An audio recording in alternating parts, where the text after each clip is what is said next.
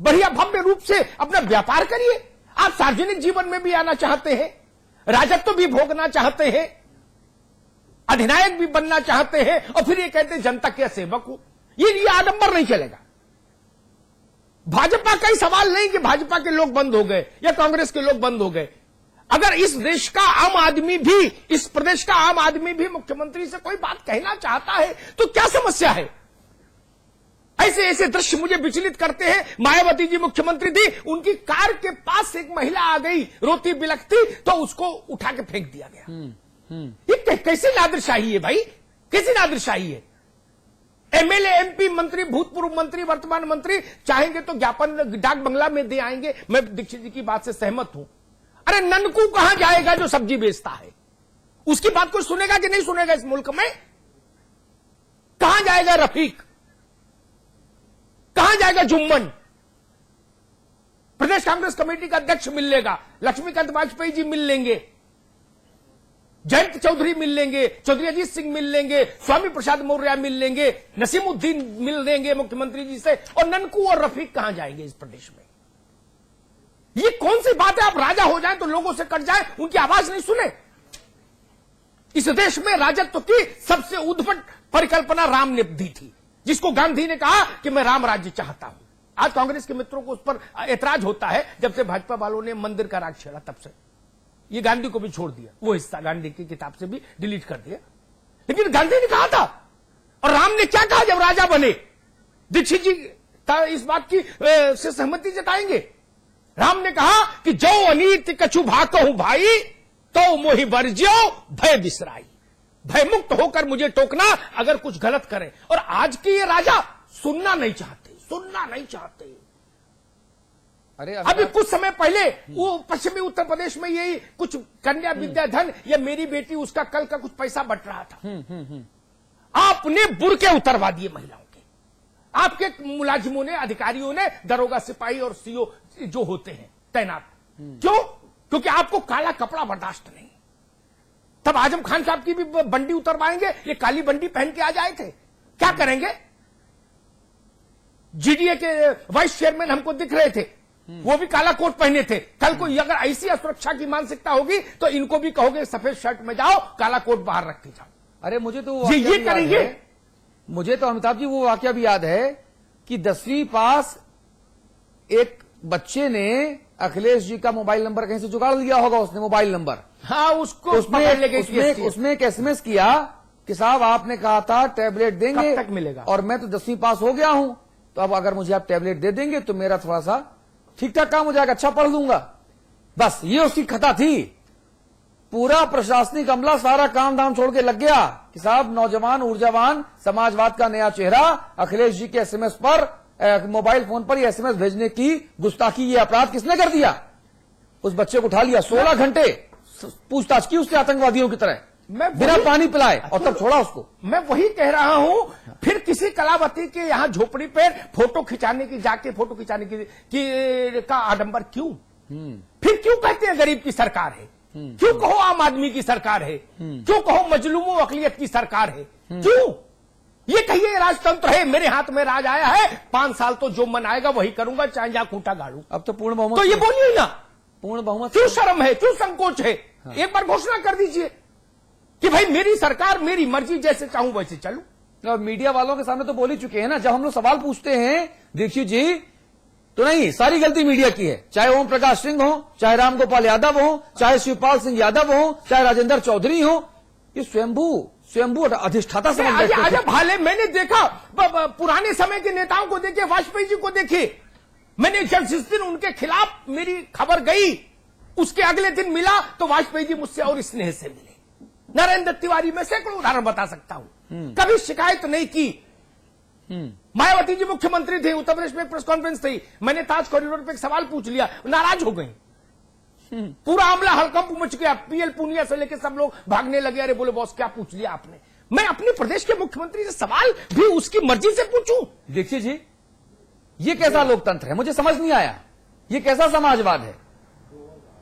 ये जैसा मैंने पहले कहा कि उत्तर प्रदेश की ये समाजवाद तो है नहीं कतई। उत्तर प्रदेश की समाजवादी पार्टी को समाजवादी कहना ये तो अपने आप में एक ढोंग है, पाखंड है।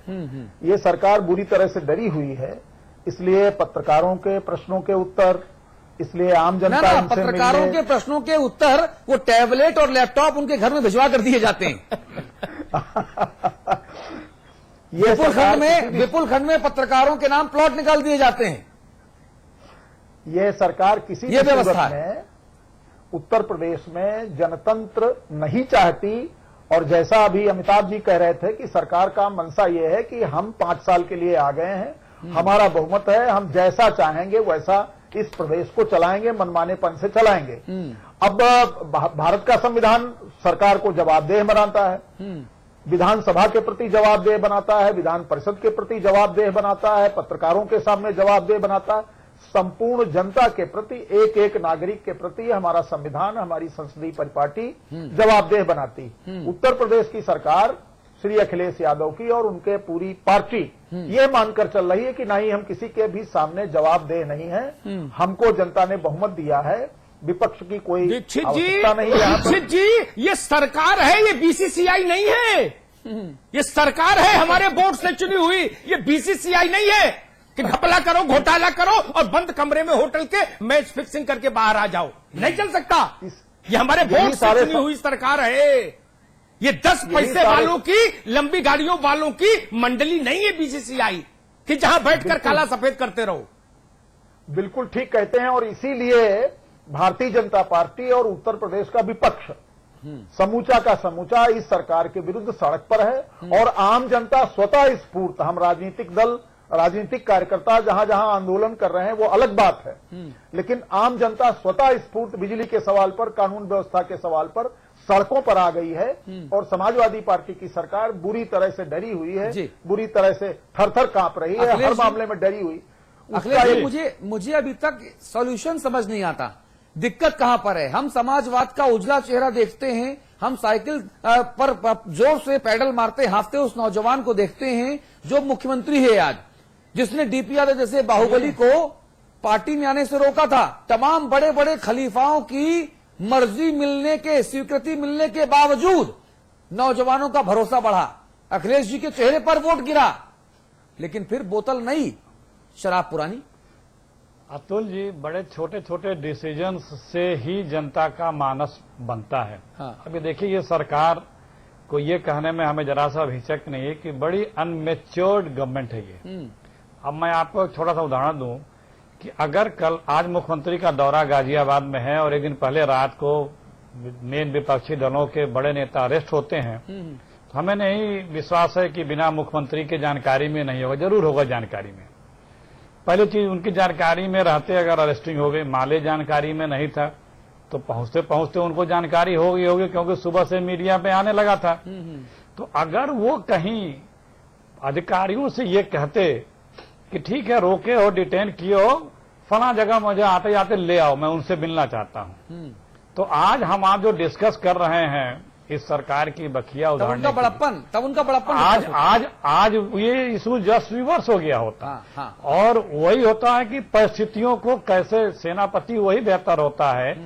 राजनीति और जंग दोनों एक होता है, दोनों में एक ही हथियार होते हैं, बस एक में खून बहता है, एक में खून नहीं बहता, कोई फर्क नहीं होता। अखिलेश जी, ये ठीक वैसा ही नहीं, होता कोई फर्क नहीं अखिलेश जी, होता। ये ठीक वैसा ही होता। तो जब बेहतर जनरल वही है हाँ। कि जो किसी भी परिस्थिति को अपने हिसाब से, अपने अनुकूल बना ले। अखिलेश जी, ये ठीक वैसा ही होता कि जब दिल्ली में अन्ना हजारे, अरविंद केजरीवाल अनशन पर बैठे थे, राहुल गांधी को मंच पर जाना चाहिए था, वो नहीं गए। अगर वो जाते तो उनका बड़प्पन होता। दिल्ली में बलात्कार पीड़िता लड़की के जो इंसाफ दिलाने की मांग कर रहे नौजवान थे, मैं भी वहां था, मैं भी मांग कर रहा था। अगर वहां पर मनमोहन सिंह जी और राहुल गांधी जी आ जाते तो यही बड़प्पन की तारीफ होती जो आज नहीं हो रही। ये आज अखिलेश जी को दिखाना चाहिए था, जो तब नहीं दिखाया गया, आज दिखाया जाए। अपना फर्क है। देखिए, जो अन्ना जी को डिटेन किया था वो नहीं करना चाहिए था, और ये सबको नहीं पता कि वो किसने क्यों उनको बाद में कहा था कि क्यों तुम लोगों ने ये कह दिया कर दिया, वो जो छोड़े गए तुरंत। तो और दूसरी बात, जब एक एजिटेशन कोई ऑर्गेनाइजेशन कर रहा है तो ये कोई जरूरी नहीं है कि आप वहां जाएंगे तो उस, क्योंकि मॉब का कोई मेंटेलिटी नहीं होती। तो हो सकता है आपको माला भी नहीं चलवानी चाहिए थी। नहीं वही, वो तो गलतियां थी। माला भी पहना भी सकता है मॉब, चार और आपके मंत्री गए खिलाफ कुछ भी पर कर उनको सकता है। रिसीव करने के लिए, बाद में लट्ठे चलवा दिए, हाथ पैर तोड़ दिए, खोपड़ा फाड़ ये दिया, तो- एक महिला की वो तो निधन हो देखिए, गया। कभी कभी होता क्या है कि बहुत विनम्रता को लोग कायरता समझ लेते हैं एक लिमिट के बाद, और जो ये समझता है वो अपनी सबसे बड़ी भूल करता है। अच्छा, तो अगर ये- 4 मंत्री गए, अगर बड़कवा गांव में भूल कहा सुधार था, किया, लाठी बड़कवा अगर विनम्र नहीं, गांव में कहा था कि बड़कवा अगर विनम्र है तो उसकी कमजोरी मत समझो, उसका सम्मान करो अगर वो विनम्रता से है। जी, जी। लेकिन जो उसकी कमजोरी समझ लेता है फिर उसे प्रॉब्लम होने लगती है। हाँ। तो खैर ये विषयांतर हो रहा है और अमिताभ जी मुस्कुरा भी रहे हैं। अमिताभ जी समझ गए। तो ये जो सरकार है, इसे भावना जनता का, नब्ज जनता की पहचाननी चाहिए, उसके अनुरूप स्टेप उठाने चाहिए। और जो समस्या है, देखिए हिंदुस्तान तो इतना भावना प्रधान देश है, आपसी समस्या सुन लीजिए, 90% लोग अपने आप कूल डाउन हो जाते हैं। ठीक बात कह रहे हैं आप। बहुत गजब देश है, आप सुन भर लीजिए उनकी, कहते हैं हमने आपसे अपनी बात कह दी, हमारा काम हो गया, जिम्मेदारी आपकी। इतने पे लोग संतोष कर लेते हैं, कि इतना विश्वास रखते हैं किसी भी दल का कोई भी नेता, छोटा हो बड़ा हो, गांव का हो, प्रदेश का हो, देश का हो, उसको अपनी बात कह देने के बाद आदमी अपने आप को हल्का महसूस करने लगता है कि हमारे अपना काम किया, अब इसकी जिम्मेदारी है। एक लिमिट के बाद फिर वो सड़क पे आता है या कुछ करता है। तो सुन लेने से मात्र से ही, जहां बहुत सी चीजें डिफ्यूज हो जाती हैं, तो वहां सुनने में क्या जाता, सुनिए। हाँ, ना ये दिक्कत राजनीति सिस्टम यही है कि सुनने में क्या जाता है, टेंशन लेने का देने का नहीं, सुन लिया बात खत्म हो गई, अब आगे हम करें ना करें। इसीलिए नेताओं के ऊपर से शायद भरोसा आम लोगों का कमतर होता जा रहा है या उठता जा रहा है। अमिताभ जी संवाद की टिप्पणी। अतुल, देखिए इस देश में राजनेताओं को प्रसाद चढ़ाना चाहिए, जो शुभ दिन मानते हो उस दिन देवालय में जाकर, क्योंकि नकली आचरण से भाव विभोर होने वाली ऐसी जनता दुनिया में और कहीं नहीं है। अमेरिका में होती तो घाट तक छोड़ के आती आपको। इस देश के सबसे सलीके और नफासत वाले राजनेता हुए पंडित जी, नेहरू जी। लोहिया जी कहा करते थे, मैं तो पता नहीं, लोहिया जी कहा करते थे कि पेरिस से इनकी शेरवानी धुल के आती है आजकल। उस पर विवाद भी हुआ लोकसभा में, बड़ा लंबा चौड़ा जिरह भी की लोहिया जी ने। लेकिन पंडित जी ये जानते थे कि हिंदुस्तान की जनता वोट कैसे देगी, तो मोहम्मदाबाद जाते थे, गुरसाहिबगंज दौरे पर गए, तो उस गांव की पट्टी में खड़े सैकड़ों लोगों में जो सबसे गंदा बच्चा, जिसकी गोद में मिला, जिसकी नाक पूरी टपक रही और चेहरे पर मक्खी, उसको लेके कंधे पे लगा लेते थे। 6 साल तक वहां कांग्रेस का वोट मिलता था, भले 4 इतने भर से। भले वो 4 पानी बार आए, धुल के आ सड़क जाए। बने, बिजली बने, उससे मतलब नहीं, वो तो बात की चीज है। होता था ना, भले शेरवानी 4 बार धुल के वाला 4 बार धुले, उसके बाद उसको नहीं पहने तो क्या दिक्कत है? दिल्ली आके कोई देख रहा है कि वही शेरवानी है कि दूसरी है, और लोग मानते भी थे, बड़े आदमी है, बड़े, इनको कोई दिक्कत तो है नहीं। इंदिरा जी इस नब्ज को पहचानती थी। तो मैं तो नेताओं से कहता हूं कि हुजूर, ऐसा मुल्क और कहीं मिलेगा क्या, जहां आप बहुगुणा जी इतने वर्षों राज किए, सिर्फ कंधे पर हाथ रखने की अदा के कारण, नाम बता जान ध्यान रखते थे। अरे रफीक कैसे हो? तिवारी जी दशकों 6 बड़े मंत्रालयों में केंद्र में मंत्री, 4 बार उत्तर प्रदेश के मुख्यमंत्री, योजना आयोग के वाइस चेयरमैन, गवर्नर, उत्तराखंड के सीएम, सब रह लिए। सिपाही और होमगार्ड में मिला तो पूछा भगवान कैसे हो महाराज, घर में सब बाल बच्चे परिवार, इतने से जय जयकार इस देश में। आप इतना भी नहीं करना चाहते और राज पूरा भोगना चाहते, जिले इलाई जैसा। और मुझे तो जॉर्ज साहब की बात एक बार बार याद आती है जो उन्होंने मुझसे कही थी। अखिलेश भाई, जॉर्ज फर्नांडिस ने कहा था कि जो लोग राजनीति में आते हैं उनको अगर अपनी जान का इतना भय है तो राजनीति नहीं करें, दूसरा धंधा करें। वो तब उन्होंने कहा जब उन्होंने रक्षा मंत्री होते हुए अपने घर का गेट उखड़वा दिया। मैंने कहा ये तो, बोले नहीं बहुत दिक्कत हुई, अटल जी भी कह रहे थे कि थोड़ी सिक्योरिटी रखो। मैंने कहा नहीं, और उसकी तुलना जॉर्ज ने की। उन्होंने कहा कि सेना पर तैनात, सीमा पर तैनात सैनिक ये कहे कि मेरी सिक्योरिटी के लिए 2 सैनिक और दो, तो आप सेना में भर्ती क्यों हुए?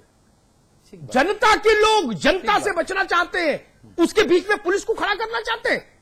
आप जब वोट लेने जाते हो तब तो मीडिया में फोटो छपवाते हो, फला जी ने, मैं नाम नहीं लूंगा, फला जी ने एसपीजी का दायरा तोड़ा, ढिका जी ने एनएसजी का दायरा तोड़ा, जनता में भाव विभोर हो गए, फोटो खिंच गई, जनता से मिलते हुए सिक्योरिटी हैरान, नेताजी जनता पर मेहरबान। और जैसे ही सत्ता आती है वैसे ही आपका हूटर बजने लगता गाड़ी का, फिर जनता को कुचलना चाहते हैं आप। ये लोकतंत्र नहीं है, ये पाखंड नहीं चलेगा इस देश में। अब ये जागृत देश है और इस जागृत देश में जो भी राजनेता ऐसा आचरण करेंगे, मुझे लगता है जनता उनको अब बहुत जल्दी जल्दी सबक सिखाएगी। लोहिया का कहा अब सच होगा कि जिंदा कौमें 5 साल इंतजार नहीं करती। 2000